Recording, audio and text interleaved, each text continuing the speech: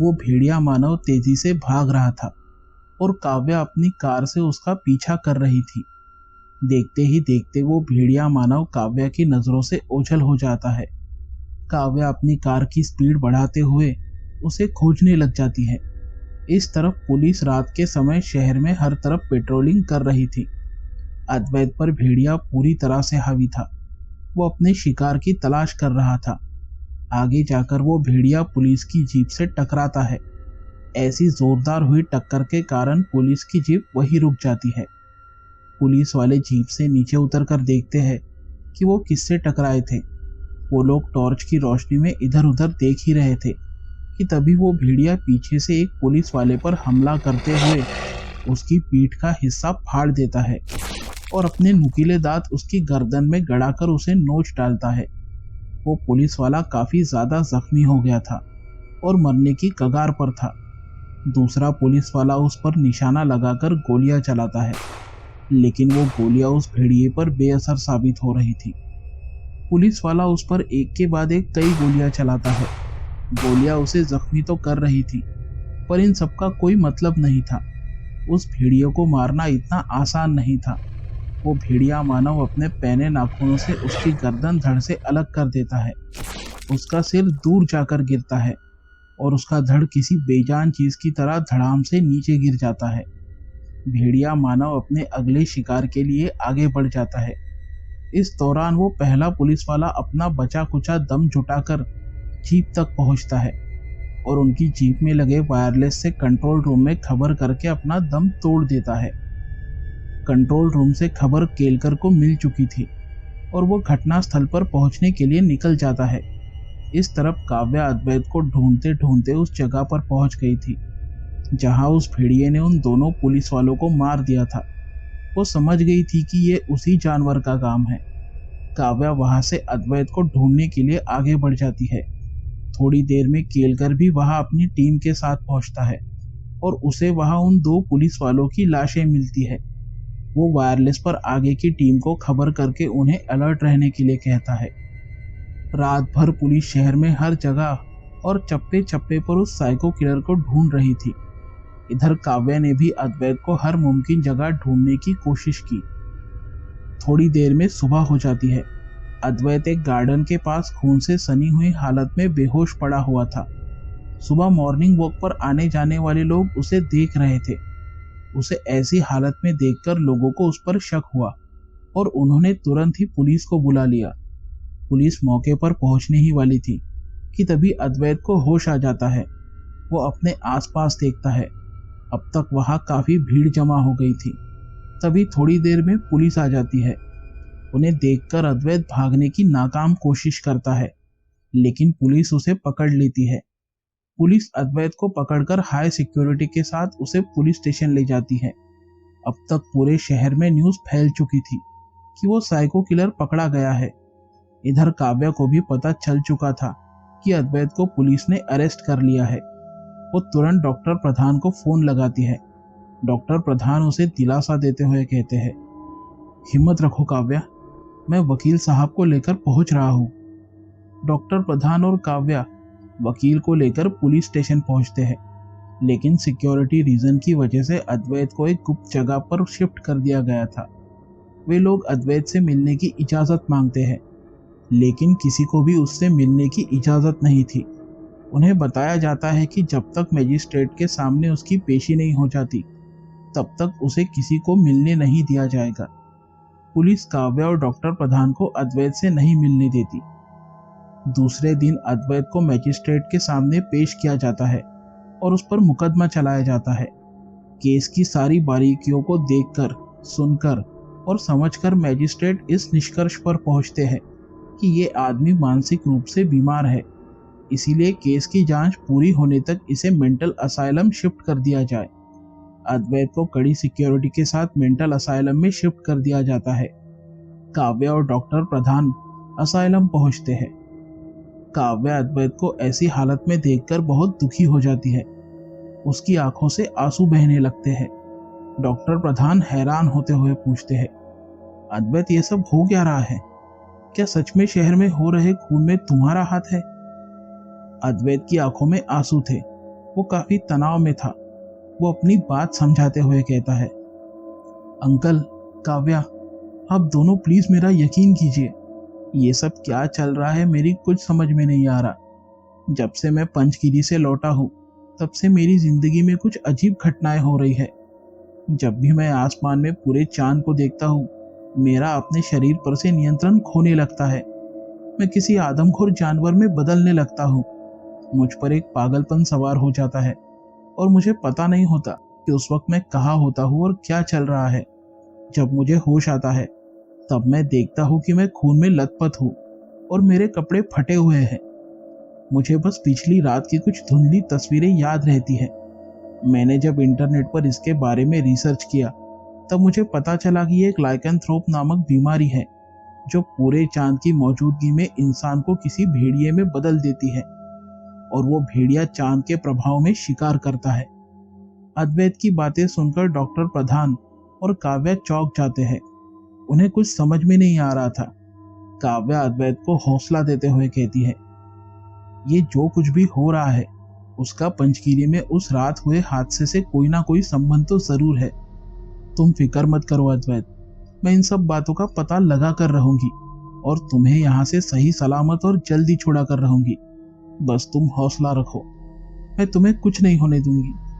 Doctor प्रधान भी उसे हिम्मत देते हुए कहते हैं, टेंशन मत लेना अद्वैत, हम इस रहस्य का पता लगा कर रहेंगे। अद्वैत को भारी मन से अलविदा कहकर डॉक्टर प्रधान और काव्या वहां से निकल जाते हैं। डॉक्टर प्रधान कहते हैं, काव्या, अब हमें बिना वक्त गवाए जल्द से जल्द पंचगिरी पहुंचना होगा।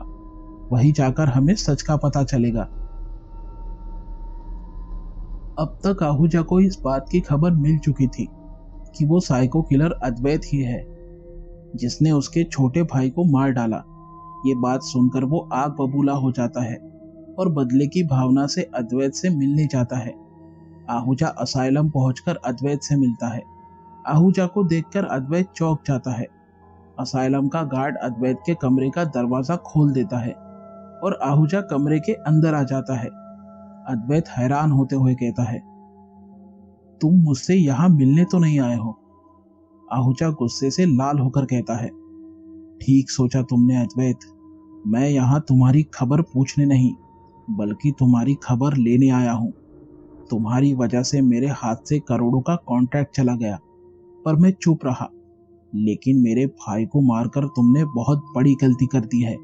अब मैं तुम्हें नहीं छोड़ूंगा। अद्वैत उसे समझाते हुए कहता है, मेरी बात समझने की कोशिश करो आहूजा, मैंने तुम्हारे भाई को जानबूझकर नहीं मारा। मैं खुद नहीं जानता कि यह सब कैसे हुआ। मैं आजकल कुछ विचित्र सी परिस्थितियों से गुजर रहा हूँ। मेरा यकीन करो, तुम्हारे भाई के साथ मेरी कोई दुश्मनी नहीं थी। मैंने उसे जानबूझकर नहीं मारा। आहूजा गुस्से में अपनी मुट्ठी भींचते हुए कहता है, वो सब मैं कुछ नहीं जानता। मुझे बस इतना पता है कि तुमने मेरे भाई की जान ली है। अब देखना मैं तुम्हारे साथ क्या क्या करता हूँ। मैं तुम्हें इतनी आसानी से नहीं छोड़ूंगा। तुम्हें यहाँ पल पल तड़पाऊंगा। तुम रोज हजारों मौतें मरोगे। तुम मरना चाहोगे लेकिन मौत तुम्हें इतनी आसानी से नहीं मिलेगी। यहाँ का डॉक्टर, मैंने उसे खरीद लिया है। अब देखना तुम्हारे साथ क्या क्या होता है। मैं जल्द ही तुमसे मिलने आऊंगा। आहूजा उसे धमकी देकर चला जाता है। अद्वैत के चेहरे पर थोड़ा डर और परेशानी दिख रही थी। उस दिन से अद्वैत का टॉर्चर शुरू हो गया था। वहां का डॉक्टर जिसे आहूजा ने खरीद लिया था, वो अद्वैत को शॉक ट्रीटमेंट देता। वो उसे कभी बिजली के झटके देता, कभी बर्फ से भरे हुए ठंडे पानी में उसे डुबाता, तो कभी उसे बड़ी सी सुइयां चुभोता। अद्वैत की जिंदगी वहां पर नर्क से भी बदतर बन चुकी थी।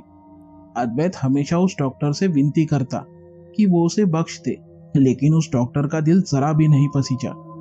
वो अद्वैत पर जुल्म करता रहा, मानो अद्वैत को तड़पाने में उसे बहुत मजा आ रहा था।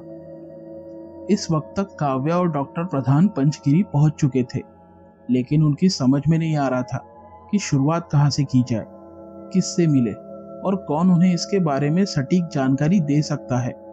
तभी उसे याद आता है कि हॉस्पिटल में एक बार फॉरेस्ट ऑफिसर खान उससे मिलने आया था। शायद उन्हें कुछ पता होगा इस बारे में, इसलिए वो फॉरेस्ट डिवीजन ऑफिस में जाकर खान से मिलती है। खान अपने केबिन में बैठा हुआ था। तभी उसका एक जूनियर ऑफिसर वहां आकर उसे बताता है कि कोई काव्या और डॉक्टर प्रधान उससे मिलने आए हैं। खान उन्हें अंदर बुलाने के लिए कहता है। काव्या और डॉक्टर प्रधान अंदर आते हैं। खान उन्हें बैठने के लिए कहता है। डॉक्टर प्रधान कहते हैं, हमसे मिलने के लिए शुक्रिया सर। मैं डॉक्टर प्रधान और ये मिसेस काव्या मित्तल। खान कहता है, आपको परिचय देने की जरूरत नहीं, मैं आपको जानता हूँ। कहिए, मैं क्या कर सकता हूँ आपके लिए?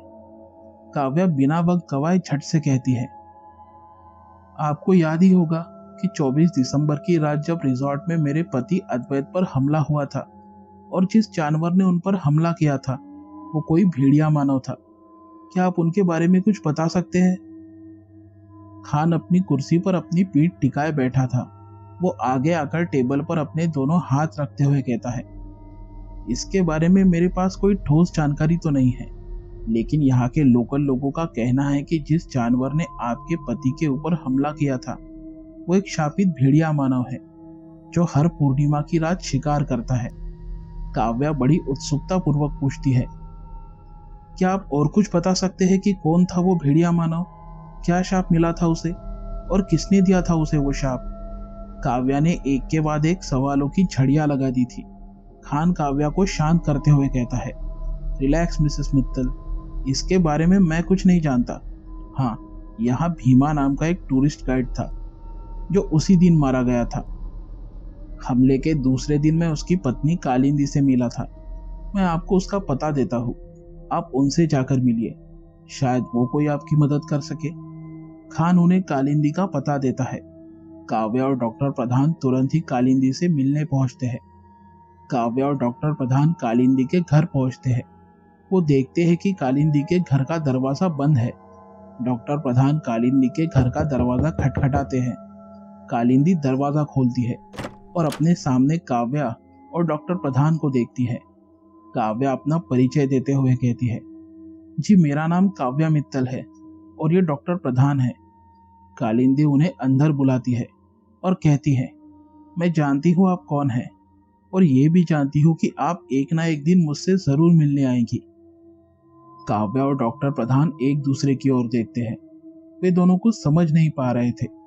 डॉक्टर प्रधान हैरान होते हुए पूछते हैं, आप इन्हें कैसे जानती है और आपको कैसे पता कि हम आपसे मिलने आएंगे? कालिंदी कहती है, आपके पति इकलौते ऐसे इंसान हैं जो उस रात हुए उस दानव के हमले से बच गए थे। वैसे तो मैं ही आपसे मिलने उस दिन अस्पताल आई थी क्योंकि मुझे आपको कुछ जरूरी बात बतानी थी।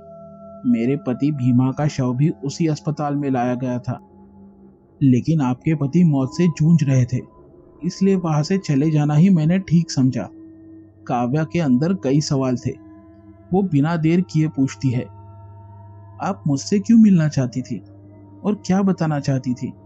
वो जानवर कौन था जिसने मेरे पति पर हमला किया और कई लोगों को मारा, और इन सब का मेरे पति के बचने से क्या संबंध है? काव्या एक के बाद एक लगातार सवाल पूछ रही थी। कालिंदी उसे शांत करते हुए कहती है, जिस जानवर ने उस रात रिजॉर्ट में हमला किया था वो कोई साधारण जानवर नहीं बल्कि एक शापित भेड़िया मानव था। डॉक्टर प्रधान पूछते हैं, शापित? कैसा शाप?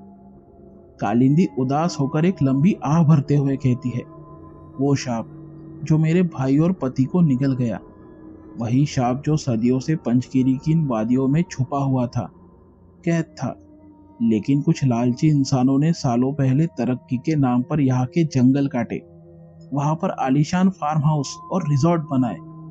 हमारे पुरखों ने उस शापित जानवर को जंगल के एक हिस्से में कैद किया था, लेकिन कुछ बाहर के लोगों ने यहाँ के अमीर और रसूखदार लोगों के साथ मिलकर उसे गलती से उसकी कैद से आजाद कर दिया, जिसका परिणाम अब हम सबको भुगतना पड़ रहा है। कालिंदी की बातें काव्या को कुछ समझ में नहीं आ रही थी, जिससे उसकी उलझन और ज्यादा बढ़ रही थी। काव्या उलझन भरे लहजे में कहती है, मैं आपकी बात समझ नहीं पा रही हूँ, आप कहना क्या चाहती है और मेरे पति का इस सबसे क्या संबंध? कालिंदी काव्या को समझाते हुए कहती है, संबंध है, बहुत गहरा संबंध है, क्योंकि अब आपके पति भी शाप का शिकार हो चुके हैं। अब हर पूर्णमासी की रात जब चांद अपनी चांदनी बिखेरेगा, तब आपके पति एक भेड़िए में बदल जाएंगे, एक नर भेड़िया जो रात को शिकार करने निकलेगा, जिस पर एक अजीब उन्माद, एक पागलपन सवार हो जाएगा। इस दौरान उसके शरीर पर खुद का नहीं, बल्कि उस भेड़िए की आत्मा का नियंत्रण होगा। कालिंदी काव्या और डॉक्टर प्रधान को उस शाप से जुड़ी कुछ काव्य पंक्तियां सुनाती है, जो इस प्रकार थी। चाहे कोई इंसान जो दिल का हो साफ, करता हो वो ईश्वर से प्रार्थना हर रात, फिर भी बन सकता है भेड़िया जब खिलते हैं वुल्फ पेन के फूल और चमकता है पतझड़ का चांद।